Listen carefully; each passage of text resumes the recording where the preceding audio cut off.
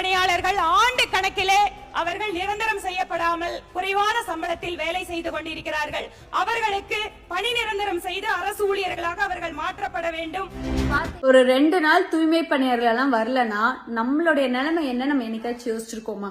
கிடையாது. ஏன்னா ஒரு வீட்டுல இருக்க குப்பையை எடுத்துட்டு போக ஆள் இல்ல, ரோட்ல இருக்க குப்பையை கிளீன் பண்ண ஆள் இல்லைன்னா துர்நாற்றம், நிறைய நோய் கிருமிகள், நிறைய நோய்கள் நம்மளை தாக்கறதுக்கான ஒரு சூழ்நிலை ஏற்பட்டிருக்கும். அந்த மாதிரி ஒரு சூழ்நிலையில இருந்தாலும் நம்மளை பாதுகாத்துட்டு இருக்கிறவங்க தான், ஒரு சோல்ஜர் மாதிரி இருக்கிறவங்க தான் நம்மளுடைய தூய்மை பணியாளர்கள். தூய்மை பணியாளர்கள் இந்த திராவிட அரசாங்கத்துக்கு கீழே எந்த மாதிரி நிலைமையில இருக்காங்க அப்படின்னா ரொம்ப அவலமான நிலைமையில இருக்காங்க.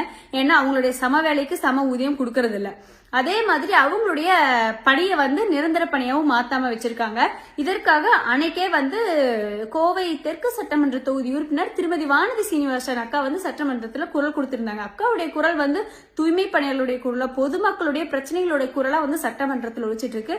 அந்த வீடியோ பார்த்துட்டு வாங்க. தூய்மை பணியாளர்கள் ஆண்டு கணக்கிலே அவர்கள் நிரந்தரம் செய்யப்படாமல் குறைவான சம்பளத்தில் வேலை செய்து கொண்டிருக்கிறார்கள். அவர்களுக்கு பணி நிரந்தரம் செய்து அரசு ஊழியர்களாக அவர்கள் மாற்றப்பட வேண்டும்.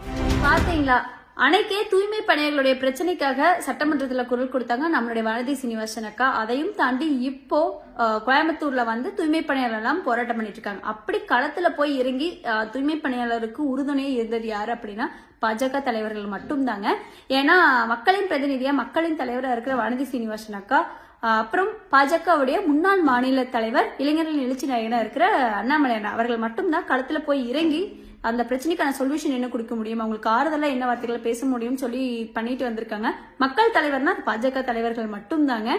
இதெல்லாம் தாண்டி பொதுமக்களா இருக்கிற நம்ம தூய்மை பணியாளருக்கு என்ன பண்ண முடியும் அப்படின்னு சொல்லி யோசிக்கணும்.